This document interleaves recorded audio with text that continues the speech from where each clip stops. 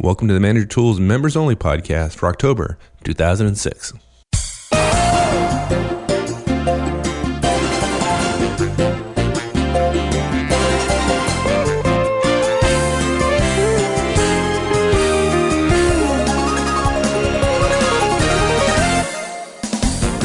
Well, once again, we're barely getting this one out in time to call it an October cast, but I think you'll find it worth the wait. This month, Mark and I want to share a cast from our upcoming Interviewing Techniques podcast. This particular cast is one out of about 14 casts on interviewing. In today's show, you learn how to handle the crucial first 5 to 10 minutes of any interview, introductions. It's absolutely true that this is a critical part of the interview. First impressions are being formed, and I'd bet 75% of interviewers have a strong indication of how it's going to go by the time this particular portion is done. That translates into our gut feeling that this is where 75% of technical interviewees fail. It's that important. There are essentially 4 parts to the introduction: immediate preparation, entering the room, your greeting, and the introductory conversation. So let's get on with it.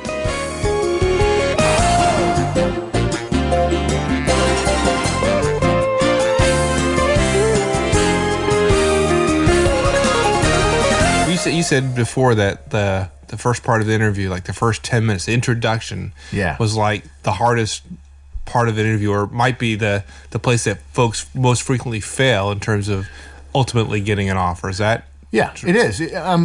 What happens is people so busy worried about the company. They start the mistakes that people make in terms of thinking about interviews. The first thing they do is they think about the questions they're going to put. No, I'm sorry, I said that wrong. They're thinking about the company, about, well, what's the company like, and what is the company into, and what's the culture, and I'm going to try to be what the company wants me to be.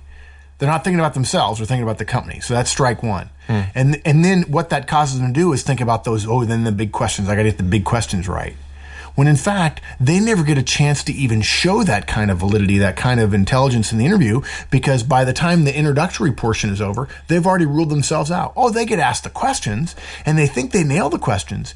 And because the introduction happens at the beginning, Mike, they've forgotten what happened in it. It's all a blur because you're so amped up in the first 10 minutes, and it seems like 2 minutes. Nobody can remember anything about it. They think they did fine on the middle part. The end comes, the recruiter is upbeat because they don't want everybody who leaves with a no to hate them. So the recruiter's good at ending on an upbeat note for the most part. And so they can't figure out how they got ruled out. They were ruled out before the thing ever started because they didn't do the introduction well. Never made the connection. Nope, never did. Like you always say, it's all about people, right? It's all about people. And what's frustrating about it is it's not hard. But I'll tell you, several people, I know many of our listeners have Googled me and seen the presentation on Kellogg. I'm going back up there January 9th of this next year, in fact, for a reprise of that. And I tell people, you could triple your energy level in the average interview, and I wouldn't think it was too much. I have people sit in front of me and act like they say, I'm going to do my very best, Mark. I'm going to give you my top energy level, just blowing you out the door. And I think I'm talking to a banana slug. Right, you fall asleep. I mean, it boggles my mind. And then every once in a while, somebody raises their hand in that presentation and says, "Hi, Mark, I'm John Smith. I'm from Arkansas. I got a quick question for you." And the guy stands up, and he's got tone in his voice. He's pleasant. He's smiling. He's raising his eyebrows. I'm like, I'll hire you. I don't care what your question is. You got 5 people before him who's like, I got a question back on chart number 9. I didn't understand this. I'm like, gosh, I just don't want to be near this person, let alone go through an interview with them. And as recruiters, I admit it. We have 20 interviews in a day. We're looking for reasons to say no. And if we can say no in the first 5 minutes, we can go on autopilot the rest of the interview, ask some questions, appear very interested, make you think we're really interested, and then say no, because we had so many lovely candidates to see that. Yeah. So, yeah. It's that first 5 or 10 minutes, the introduction, that nobody ever thinks about. Oh, it's just chit chat. I know what I need to know. Yeah, I know, and I'm not a professional interviewer, but when I've interviewed folks for positions, there have been times where 3 or 4 minutes into it, you're the worst. The last 35 minutes are just agony because I've already made up my mind. You are the worst. You're a guy who wants to make up your mind in the 5 minutes, and you go, I don't like this guy. Right? I mean, no, I don't want to. Well, I did. Well, that's my point. I mean, there's a part of you that is striving to make a decision. And if you get enough data to make a decision in the negative, okay, good, easy enough. So you're a classic example of a type A corporate manager who, I want good people. And you know what? The first thing, you don't actually learn a person's a good person until 30 minutes into the interview in most cases. But you know when they're not in 5. Right? It's easier to say no than it is to say yes. For good positions, that's what you want. You want the bar to be high. So that's why interviews are long, but that doesn't mean that every interview takes 28 minutes to decide. And I'm not just a total jerk. So I don't have. I don't have the. I'm not ready to. 5 minutes in to say, well, sorry, you're fired. So we waste another 40 minutes. Yeah, let's just save ourselves both a lot of time and hassle and just move along from here. And I'm. It's a simple thing to do well. Now I admit this is a little bit more personality driven than most parts, and so. There are some people who will struggle with this. I still believe it boils down to behavior and practice. And you can practice this just like you can anything else. So what do you do? Okay. 4 major parts to that introductory section. First is the preparation immediately before. We'll call it immediate prep. Okay.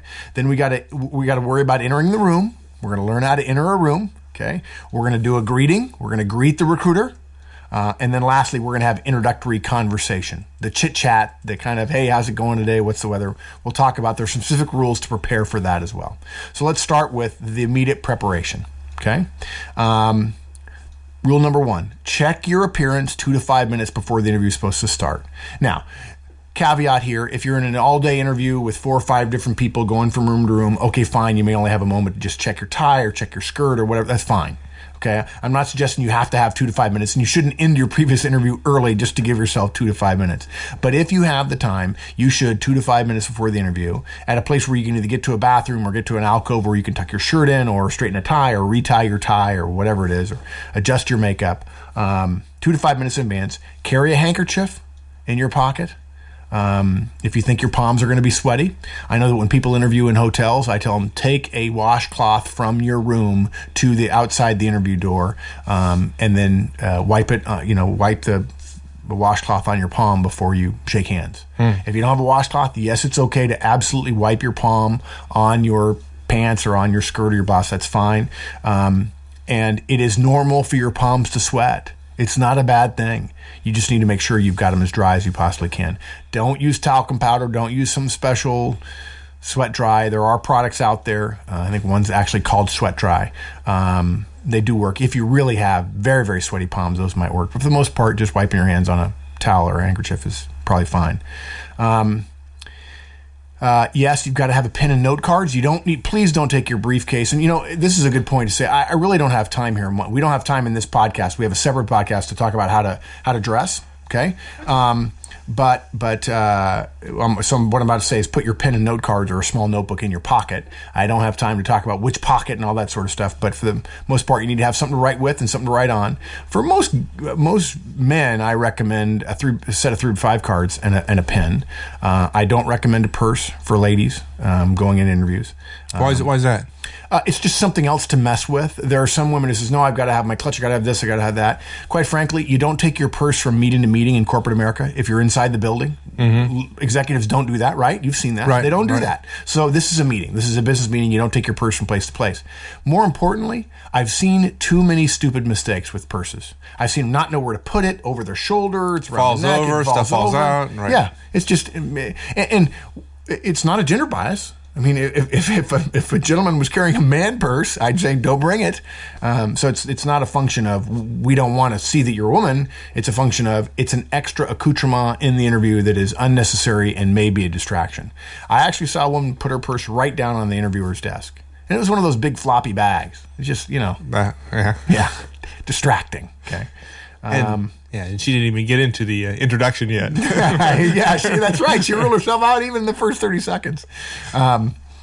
Okay, so again, we're going to have a separate podcast for how you dress. So 2 to 5 minutes in advance, check your appearance, check your tie, check your blouse, check your jewelry if you have any, and so on.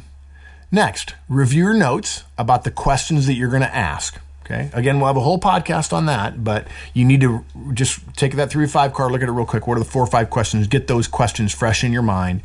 You can forget about them for the next 20 minutes or 30 minutes until it comes time for that, but that refreshment will serve you well when it comes time for you to ask your questions later on in the interview. Good point here. Remind yourself of the interviewer's name. Check your schedule or your list to see who you're interviewing with. Not critical if you forget it because you're about to introduce yourself to them and they're going to say their name, but just in case, if you can remember, so much the better. And the last thing you should be doing in the minute or two before is psyching yourself up. There is no one. I'm going to be bold here. My brother Walt used to tell me, be bold and mighty forces will come to your aid. I'm going to be bold here and say there is no one who is listening to this podcast now who psychs themselves up so much that I would think they have too much energy. Okay, now that's pretty big. I mean, I don't know. Thousands of people are going to listen to this thing. I just tell you, I've never seen it. I've never, ever had to counsel somebody to slow down, or well, maybe slow down, but to tone their energy. You got too much energy. Yeah. No, never said that. No. Right. Yeah, no, sometimes they tell a joke because they're just a little too hyped up, but they tell the joke wrong or something, but no. In fact, if I could draw a graph, I'd show you how, if I could draw a graph on the podcast, I'd show you how people spike their energy in the first 5 minutes, and then it gradually subsides until the last 10 minutes, and then it spikes again. And what they remember is the spike at the beginning and the end, and what the recruiter remembers is that 30-minute slide down the hill. So how do you, just give me how do you psych yourself up? You're nervous. You're not. You might be a shy person. How do you psych yourself? Well. Stand up straight. Change your physiology. Yeah. Pump your fist. All those things are good. You got to ask yourself, what have you done for yourself before that helps psych yourself up? Maybe it's a picture of your daughter. Maybe it's a picture of your kid saying, "Wow, I'm going to do this for them," and I got a smile on my face. Something that makes you laugh. I tell myself some really funny jokes just because when I laugh, I tend to lose all my nervous energy. I just have a big laugh. People have commented about it. And when I tell myself a joke, I'm not really good at joke telling, but when I tell myself one and I get the timing right, I have a good laugh and I relax. And if I'm relaxed, I tend to be pretty effective. I'll tell you, I have a friend who goes bum ba ba ba, because that's an important song for him. I know another guy who does the theme song from Monday Night Football. All right. That is a class. It's a cell phone ringer. It's right. So if you're in a hotel, if you're in a hotel room, just before you walk out of your hotel room, put your headphones on, blast the stereo, just get yourself pumped. And do not carry your iPod, even if it's a Nano or a Shuffle, in your coat pocket, and have your earbuds in and do a quick, okay, I'm ready, and then have them open the door 5 minutes early and go oop, oop, and then try to rip the earbuds out of your ear and suddenly cause your not so much. Not good. Okay. Not a good plan. Whatever it is, the goal here, and you're going to hear this at the very end of the podcast, I'm going to say energy, energy, energy. That's the watchword for the first 10 minutes. Yeah, there's some things we need to do. We'll talk about what you need to do. I'm going to teach you how to shake hands. We're going to talk about how to greet other people and so on. But the theme, the watchword is energy, energy, energy. Okay? So whatever it is you do to psych yourself up. For me, I tell myself a joke and then I relax. And I'm naturally a pretty energetic person. I think most people in the audience know myself, I tell myself a joke about you. Mike, whatever works, that's fine. Okay, so real quick, check your appearance 2 to 5 minutes in advance. Review your notes on your questions. You don't need to review your own answers to their questions. You're prepared or you're not prepared. Remind yourself of the interviewer's name and then psych yourself up. Something, whatever it is. Monday Night Football, your college fight song, Go Blue, whatever, what's the SoCal Trojans? What's their fight song? Whatever it is. Hook 'em horns, whatever. The eyes of Texas are upon you. Whatever works. But psych yourself up. You should be fever pitch, using that term loosely, fever pitch when the recruiter opens the door to your knock. Okay? Okay. All right. So that's prep right beforehand. Now, you've got to enter the room. Now, I'm going to actually talk about this in 2 parts. One is knocking on the door, and then 2, walking into the room. Really, what I mean is that you're going to knock and the door's going to be open. And then the next thing to happen is the greeting. If I was interviewing with you, you'd open the door and I'd say, "Hi, Mike, Mark Horstman, nice to meet you." So the 2 parts of enter the room, knocking on the door, and walking with energy are actually going to be split by the greeting itself, but we're going to put them together to talk about it here because they're both physical acts, knocking on the door and walking with energy. So first, knocking on the door. You'd be surprised, Mike, how many people do this poorly. Now, suppose I told you I have a way of recommending people knock on the door, and I told you most people do it wrong. What would you assume would be the wrong way? When people knock on a door to go to an interview, how is it that they do it wrong? Well, given what you just said, high energies, probably the biggest mistake would be a light tap or just some meek, mild little... Right. You hit it on the head. Now, I want you to think about that for a moment. Now, how many interviews have you conducted when you were... a couple hundred. Okay. Did you ever have somebody knock on the door kind of light? Oh, yeah. Yeah. And did you not draw a conclusion immediately? Well, yeah, when I was looking to lead a pretty large portion of my organization, it wasn't a real good. Well, I don't know. I don't know. Yeah, it didn't work. Want to interrupt, but gee, it is my time. Or gee, the whole confidence thing seemed to be. You're not even a professional interviewer. You're not a professional recruiter, and you drew a conclusion before you even saw them. To me, it's like, okay. The evaluation started. Okay, the test has started. You picked up your pen. The clock is ticking. People think that the interview doesn't start until after the chit chat is over. What are you, nuts? We paid $50, $60, $80, $100,000 for this job. We're going to look at every darn thing in the world. The fact is, we've already done a show about resumes, right? We started the evaluation in the resume section. We ruled out 200 resumes to get down to the 5, and we've rank ordered the 5. You're already number 4. You better not knock like you don't mean it. Right. So it's amazing. People think, well, knocking, they're not going to evaluate that. We look at everything. We don't like the color of your shoes. We're going to say no. I mean, that really is. I mean, I hate to say it, but recruiters are often accused of being cynical because we just look for reasons to say no. And I've learned not to apologize for that because it works. Because people learn to set the bar high. And that's part of the reason why we do these casts. Well, the great thing about it is people listen to these podcasts and then they follow this advice. They're going to do really, really well. It is a huge competitive advantage. It's not rocket science. You don't have to, it's not hard to understand. Well, I'm sure everybody's listening going, oh yeah, that makes sense, that makes sense, that makes sense. And they can do every single one of these things. And of course, that's the whole point of manager tools. This is all believable, doable behavior. Simple as that. Okay, first thing, knock on the door. You may not have to knock. I mean, it may be a cubicle situation or whatever, but if you are in a knocking situation, knock like you mean it. Like that. Firm, 3 raps, let them know.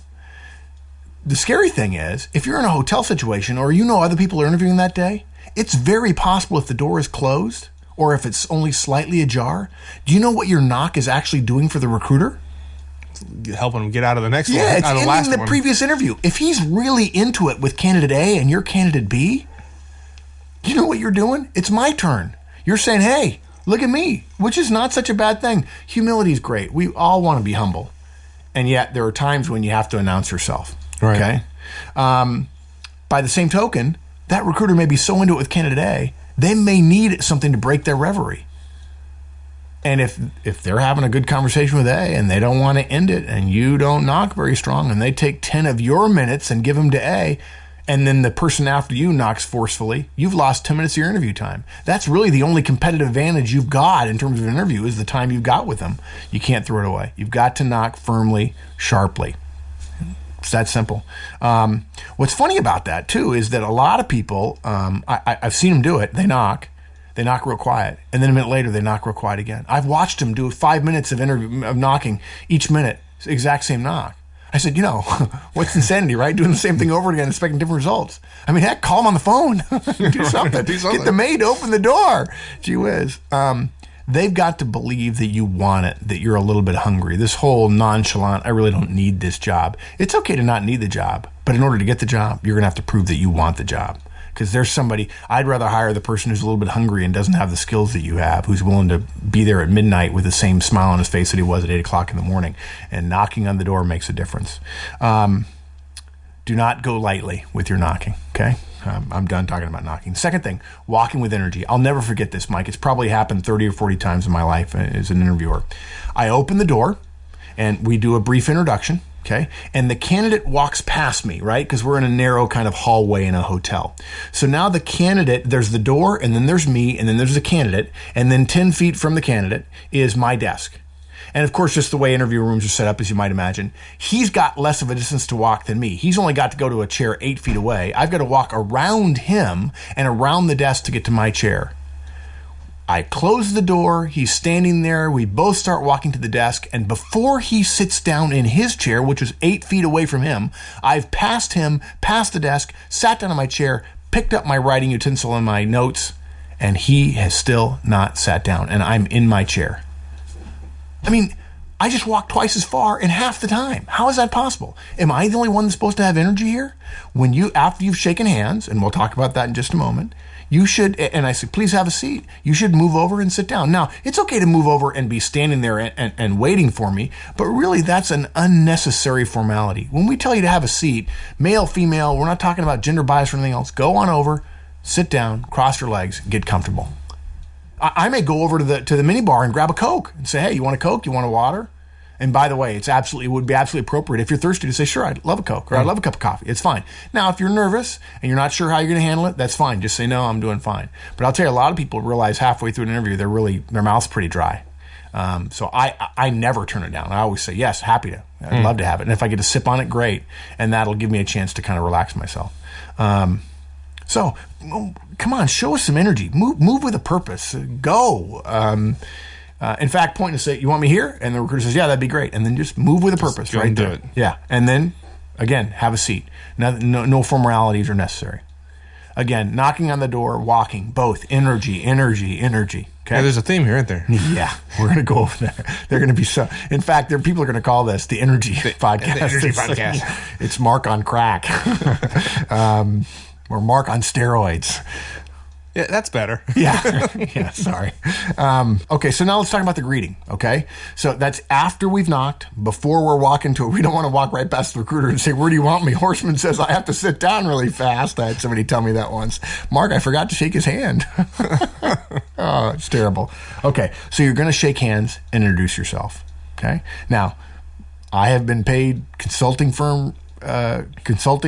client dollars to teach executives how to shake hands, and I can do it for our audience in just a couple of minutes. It is so easy. Yeah, the first time you shared this with me, I thought you were absolutely joking. Yeah. So you kidding me, right? Yeah. No, I'm not. Mike, your handshake is really bad. Yeah. Well, and then didn't I do it with Andrew, with your son? Yeah, you did. Yeah, you did. And then he got good really fast. Of course, he's a black belt, and he responded very well. Now he's got a great handshake. And I admit freely, I'm probably a little bit out there on the margins when it comes to handshakes.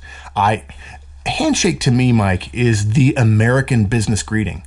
In Europe, it might be a kiss on the cheek, it might be a hug or something like that. But in America, it's a handshake. I might shake hands with my boss 3 or 4 times in a day. If I'm working on a consulting site, not unusual. Start the meeting, end the meeting, say goodbye to them at the end of the day, whatever the case might be. You're going to do it a lot. It makes a difference. Your handshake is part of your character, your interpersonal character when you're in the business world. So it makes sense to do it well, to know how to do it. And most people don't know how to do it. As a meeting, I had a vendor come in today into the restaurant. For those who don't know me, I own several restaurants. And he came up and he shook my hand, and it was a good handshake. It was good. And I remembered it. Yeah. I remembered it. Yeah. It gives you a sense. I'm not even sure we put words around the sense. It's just, I feel good about this guy. I don't know exactly what. Okay. So when you shake hands, it's much easier to do well than most people think, but most people really are terrible at it. And probably partially the reason they're terrible at it is they don't know exactly what to do. And if somebody told them, okay, I'll do it that way. Well, this is the way to do it. Here's how you do it. First, step forward with your left foot. Okay?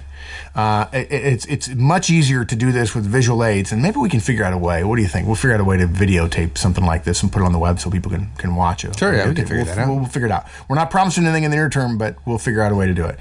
You step forward with your left foot, and the reason for doing that is you want to be able to pivot your body a little bit at the waist so that it's a bit like throwing a punch with your right hand, since we shake with our right hands. If you watch fighters, they not only throw their right hand, their dominant hand, if you will, they not only throw it with their arm, they throw it with their body. Their whole shoulders are moving. It's like hitting a baseball. Really? Right? They're turning their upper body. Yeah. The other thing you do is when you step forward with your left foot, you keep your right elbow kind of close to your body. You don't want it sitting out there like a chicken wing, way out to the side. The more you push it out to the side, the harder it is to show energy. And remember, this cast is all about showing energy. So you're going to keep it close to your side. Now, your hand is going to move away from your body as you reach out to grab the other person, but you don't want your arm fully extended. That's part of the reason you're stepping forward with your left foot. You want to get kind of close to them, lean forward a little bit, so that when you grab their hand, your arm is not fully extended, so you still have some leverage. Okay, and if your elbow is bent, you have a little bit more leverage, and you keep that elbow again close to your side. You don't lock it to your waist. You can stick your hand out, but you just don't want it flapping 8 inches, 12 inches off to the side of you. Okay, so you've stepped forward, and you're keeping your right elbow close to your body. Here's the thing that people miss. This is a real competitive advantage after you step forward and keep your elbow close.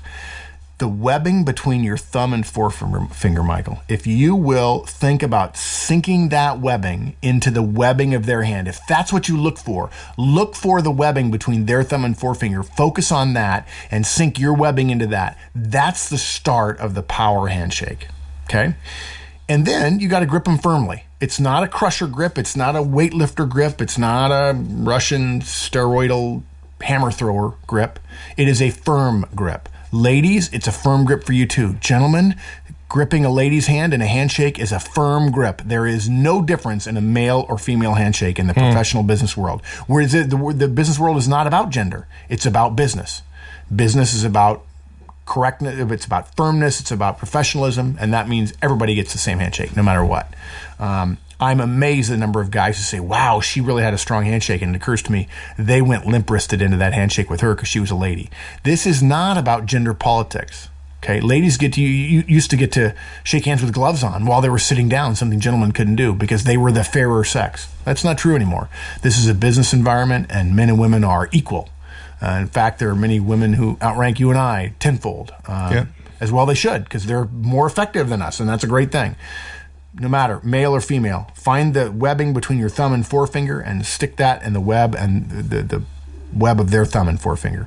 1 or 2 pumps up and down once, twice, and then let go. That's all you need. Now, some people say, oh gosh, Mark, what do I do if I let go, but he hasn't let go yet? Continue to let go and they'll figure it out. Okay, don't regrip and then have them let go and then regrip and go back and forth. 1 or 2, boom, boom, let go. That could be a little awkward. Yeah, it's happened. I've watched people go, we're glued at the hand. Pretty simple, really. Okay. You step forward with your left, keep your elbow close, pivot your body a little bit, so you keep your hand kind of close to your body, but you can extend it out. Sink the webbing in there, grip them pretty firmly, not the fingers, but the whole hand. 1, 2 pumps, and then let go. And if you can do that while looking them in the eye, that's a great handshake. It's a perfect handshake. Okay. Now, you're going to make eye contact. Now, when I say make eye contact, Mike, and sometimes I worry that people say, well, we're supposed to stare. Actually, when you get past about 65, 70% eye contact in a conversation, people think it's too much. So if you're looking away about half the time, you're fine. You just don't want to be looking away all the time when you're talking and only look at them when they're talking. That's disconcerting for people. But nevertheless, during the greeting, while you're shaking hands and while you're introducing yourself, make eye contact. Something else. What do you figure is the single most powerful facial expression you can use to show energy when you're first meeting somebody, Mike? It's got to be a smile. Yep, right? It is. Absolutely. When you test psychologically, people love being smiled at, and it makes them feel that you have a lot of energy. Although it helps to have a smile with your teeth showing. Seriously. I mean, a half smile is probably not good. There are timid smiles that wouldn't work. So we want a big smile, a happy smile, if you will, a birthday kind of happy smile. But here's a kicker that most people miss. What's the second most powerful facial expression you can have on your face to express energy and enthusiasm and openness in the first minute or two that you meet somebody? Nodding your head? No. It's raising your eyebrows. Now, why is that? Why do you think that is? That a human being, and believe it or not, this is actually an autonomic response. If you smile and raise your eyebrows at me, or if you just raise your eyebrows at me, I perceive you to have more energy, be more open, and be more trustworthy between you. There's more trust between you and I. Why is that? I don't know. It's fascinating. Well, let's look at it this way. Why do your eyebrows exist? Why do you think you have eyebrows at all? I mean, they're there for a reason, other than to be plucked. No, Mike doesn't pluck his eyebrows. I've never thought about it, frankly. To guard your eyes. Right? I mean, logically, that's why we have hair, to guard our eyes, to heat our head, to keep our head from freezing in the wintertime. Yeah, your eyebrows are there to guard your eyes, to keep dirt and dust out of your eyes. Same thing with your eyelids or your eyelashes. I see where you're going with this. Okay. So kind of like the knights raising their visor. Right? That's exactly right. You are at the same time. It also related to the issue of what happens if you're scared all of a sudden. If you're frightened, what do? You throw your eyes open. Why does your body throw your eyes open when you're scared? Gathering light, gathering information. You want to get as much. You're a human being is we're visual creatures.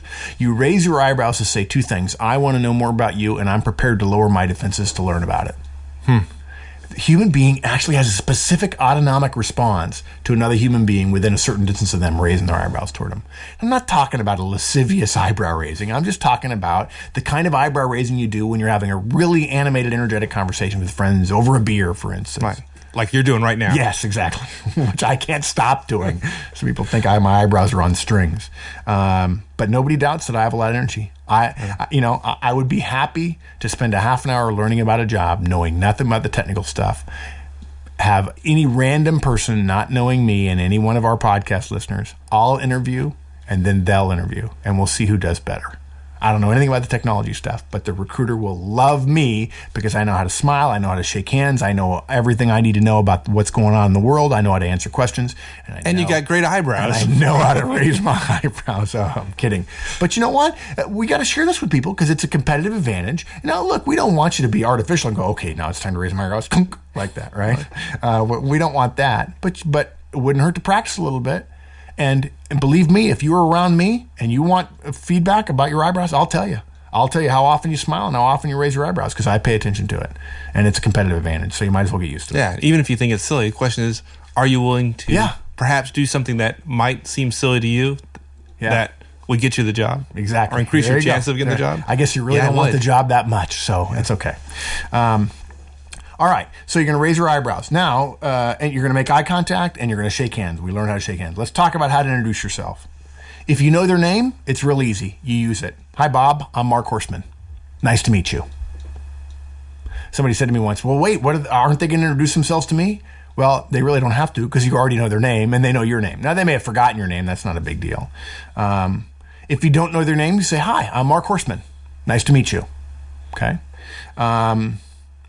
I prefer the former of saying, hi, Mark Horstman. And the reason why is if I say, hi, Mark Horstman, it's nice to meet you, I find I'm talking over people when I'm saying it's nice to meet you, and I don't get their name necessarily.